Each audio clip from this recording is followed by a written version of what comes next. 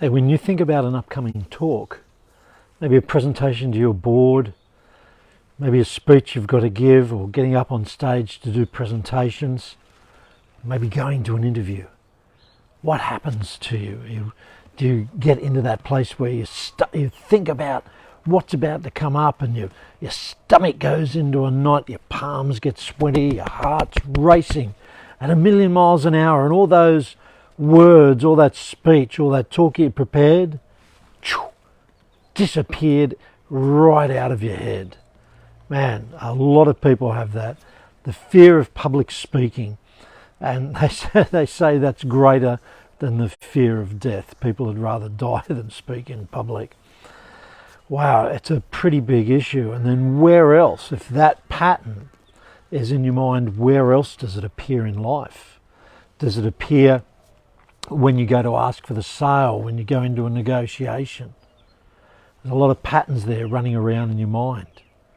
And whatever it is for you, the solution to this is in the same place as the problem. And that's in your mind and how you're processing that information that is all around you, all your perceptions of what other people think and say about how you're presenting.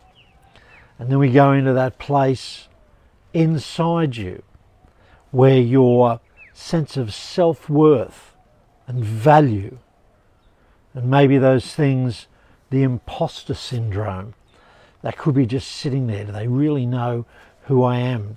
Because you're doubting yourself. All these things just come together and you freeze. The words aren't there. And for some people I've worked with, they've just frozen. They can't speak. They can't move. I mean, it's just something that you can relate to, because it is a very powerful event. It can have a devastating effect on your ability to influence, or your ability to have your ideas listened to. And I remember one client, he was speaking, he was quite used to speaking, and then one day he's got knocked off balance. He was there on stage and he got heckled by an old man in one of the front rows, and it just threw him completely. His confidence just left, and there he was, and he was ever fearful about getting back on stage again. And then when we worked together, bang, he's back in front of 3,000 people. So it's just a huge difference between not being able to speak and then speaking confidently in front of several thousand people. So it's a big thing. And where does fear come from? It comes from our conditioning and learning and early experiences. In my early days, I did a lot of phobia removal work, up at a place just north of Sydney, the Australian Reptile Park. What do you think's at a reptile park? Snakes, spiders, all those sort of things.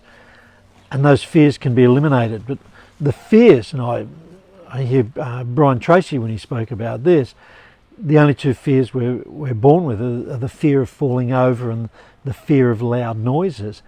Everything else is learned. So where did we learn the fear of public speaking or presenting our ideas? Maybe it was something we saw mum and dad do, that they froze up in a certain situation. Or maybe in school we got embarrassed because we were asked to speak up, and the teacher maybe ridiculed us, or other kids laughed at us, or something like that. So we have a foundation event, and then later on some sort of reinforcing event. And so you learn to have the fear of being able to present in public. And it's fairly straightforward to remove these fears, to restore confidence, to get rid of that anxiety, to change your perceptions so you can really enjoy presenting your ideas so other people can benefit from them. Because if you're in that position where you're on stage, you've passed this line of you've got credibility because you're on stage, you're presenting, people are waiting for you to share something of value with them, and you have something of value that you can share with them. And some of the things that can be done is both through hypnosis and NLP is to scratch that old record so you can't play it again, and lay down a new track in your unconscious mind for confidence, for knowing that people value, for knowing that you value yourself.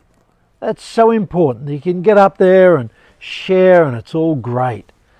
So if that's something that resonates with you, that you would like to feel the confidence instead of the fear, then jump on, say yes in the comments, or like this particular post, or send me a message, even if you're fearful about putting yes or like on the comments. And we can just have a one-on-one, 30 minutes, complimentary, just to get you started on getting back on track for your confidence. Anyway, you have a great, wonderful Wednesday, and I look forward to hearing from you, because it's so wonderful when you've got this feeling of confidence. You'll just think it's the greatest thing on earth. So I look forward to hearing from you, and we'll speak soon.